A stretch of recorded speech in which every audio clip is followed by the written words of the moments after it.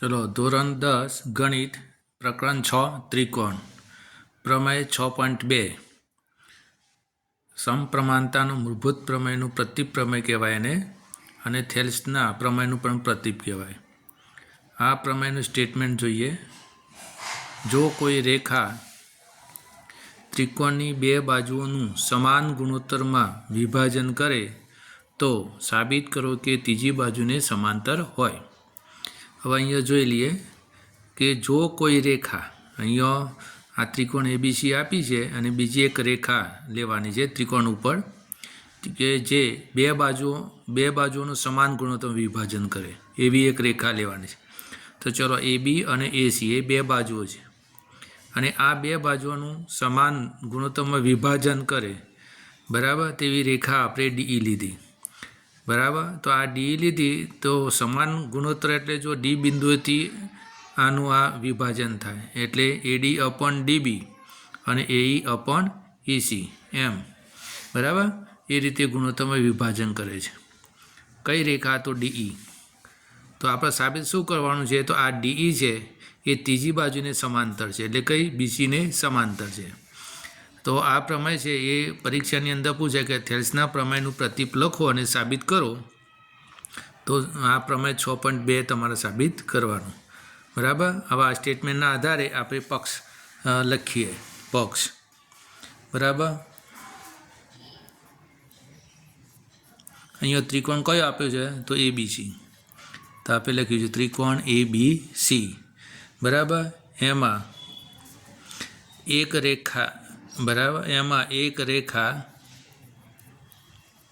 એટલે કે આ ડીઈ રેખા એ એબી અને એસીને અનુક્રમે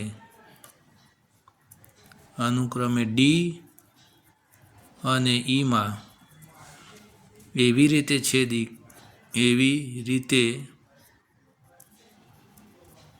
છેદે છે કે જેથી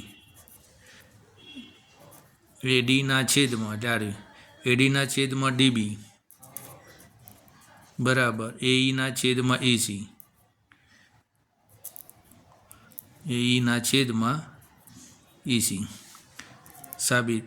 સાધ્ય આપણે જે સાબિત કરવાનું છે એ સાધ્યમાં આપણે આવશે. એટલે અહીંયા લખે છે કે ત્રીજી બાજુને સમાંતર કઈ રેખા? તો ડીઈ. તો ડીઈ એ કોને સમાંતર થશે? તો બીસીને સમાંતર થશે. ફરીથી, જો કોઈ રેખા ત્રિકોણની બે બાજુનું સમાન ગુણોત્તરમાં વિભાજન કરે છે, તો આ ત્રિકોણ એબીસી છે અને ત્રિકોણ એબીસીમાં બે બાજુઓ એબી અને એસી, એને અનુક્રમે ડી અને ઈમાં કોઈ એક રેખા છેદે છે કે જેથી એનું સમાન ગુણોત્તર વિભાજન થાય છે. એક એડી અને ડીબી એનો ગુણોત્તર અને એઈ અને એસી એનો ગુણોત્તર એ સમાન થાય છે. જો આ રીતે સમાન થતું હોય તો ડીઈ છે એ કોને સમાંતર થશે? બીસીને. ચલો હવે સાબિતી લઈએ. સાબિતી હવે આગળ જોઈએ કે અહીંયા ડીઈ લીધી રેખા આપણે, એ જે ડીઈ રેખા લીધી, બરાબર, કોને સમાંતર લીધી? તો બીસીને સમાંતર લીધી. તો આ બંને રેખા એટલે કારણ કે ત્રિકોણ એબીસીમાં ડીઈ રેખા છે એ એબી અને એસીને ડી અને ઈમાં છેદે છે અને બીસીને સમાંતર છે, બરાબર. હા, તો આ સમાંતર છે એવું આપણે સાબિત કરવાનું છે. તો આ બંને જે રેખાઓ છે ડીઈ અને બીસી, એ બંને રેખાઓ જો આ ત્રિકોણ એબીસીના એક જ સમતલમાં છે તો આપણે એવું બતાવી દઈએ કે રેખાઓ ડીઈ અને બીસી એ બંને ત્રિકોણ એબીસીના સમતલમાં આવેલી રેખાઓ છે.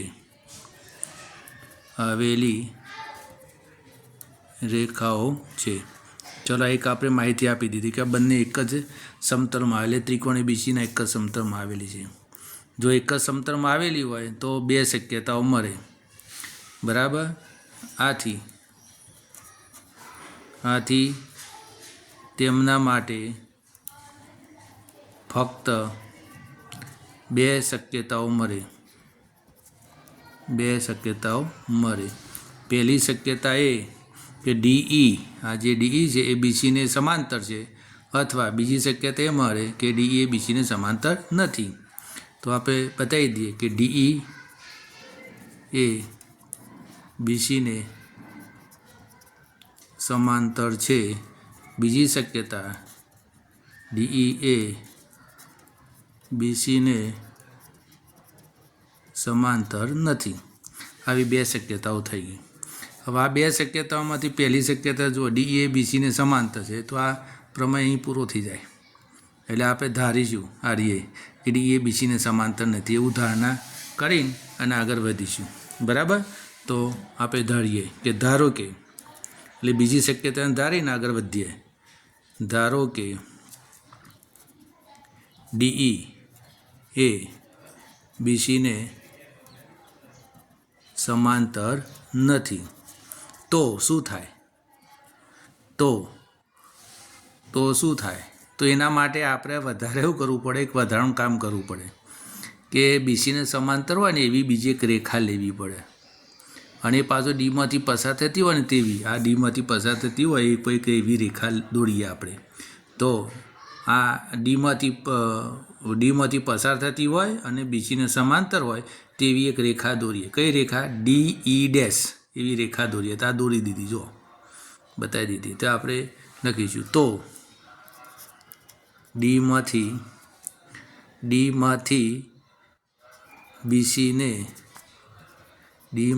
બીસીને સમાંતર હોય તેવી એક રેખા દોરીએ. તો આ દોરી દીધી રેખા. બરાબર? અને એ રેખા એસીને ક્યાં છેદે છે? તો ઈમાં છેદે છે. એસીને ઈમાં છેદે છે. જે એસીને ઈ ડેશ, ઈમાં નહીં પણ ઈ ડેશ, આ એસીને ઈ ડેશમાં છેદે છે. ઈ ડેશમાં છેદે છે. બરાબર? તો આના માટે આપણે જોઈએ ત્રિકોણ એબીસીમાં ડીઈ ડેશ એ બીસીને સમાંતર છે એવું આપણે લઈ લીધું. જો સમાંતર હોય તો બે ભાગમાં વિભાજન થઈ જાય, આ બાજુના બાજુમાં. તો એડીના છેદમાં ડીબી અને એ ઈ ડેશના છેદમાં ઈ ડેશ સી થાય. બરાબર? કયા પ્રમેય આધારે? તો થેલ્સના પ્રમાણના આધારે, 6.1 પ્રમાણના આધારે. તો આપણે લખીએ છીએ માટે એડીના છેદમાં શું થશે? ડીબી બરાબર એ ઈ ડેશના છેદમાં ઈ ડેશ સી. આના આધારે કીધું તો પ્રમેય 6.1ના આધારે આપણે કીધું. બરાબર? હવે આગળ વધીએ.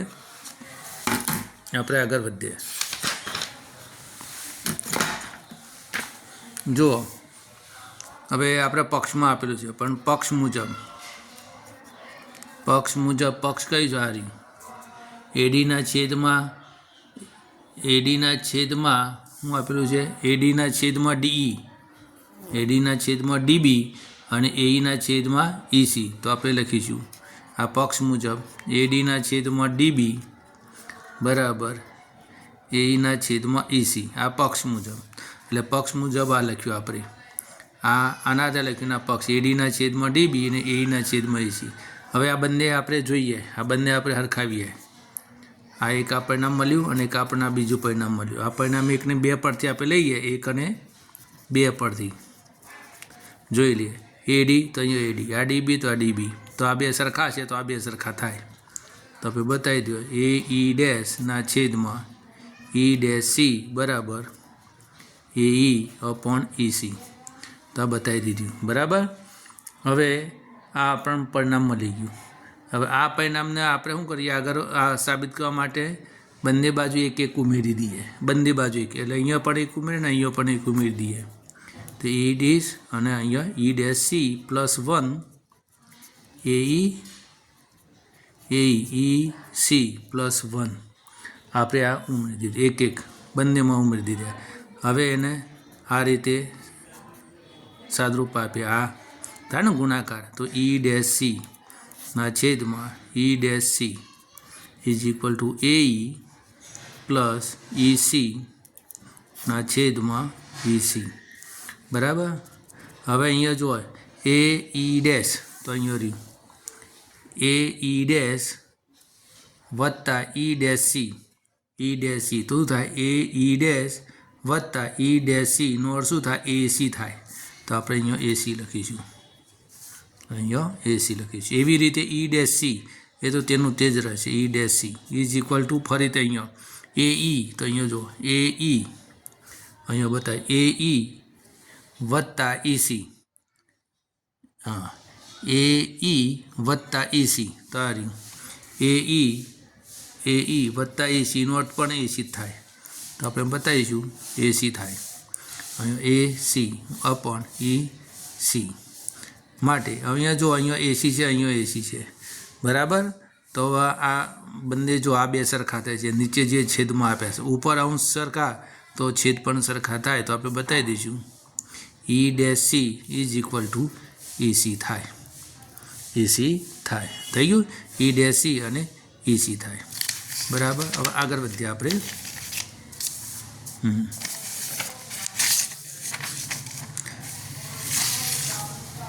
હવે આ બંને સરખા જો ઈ ડેશ સી બરાબર આ એસી થયો, બરાબર ને.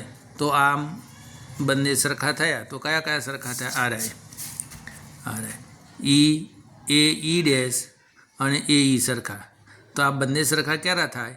આ એકબીજા પર હોય ત્યારે. ઈ ડેશ અને ઈ બંને સમાન હોય અને એકબીજા પર હોય ત્યારે ઈ એ જ ઈ ડેશ થાય ત્યારે જ આ બે સરખા થાય, બાકી સરખા થાય નહીં. તો એના માટે લખીએ, બરાબર.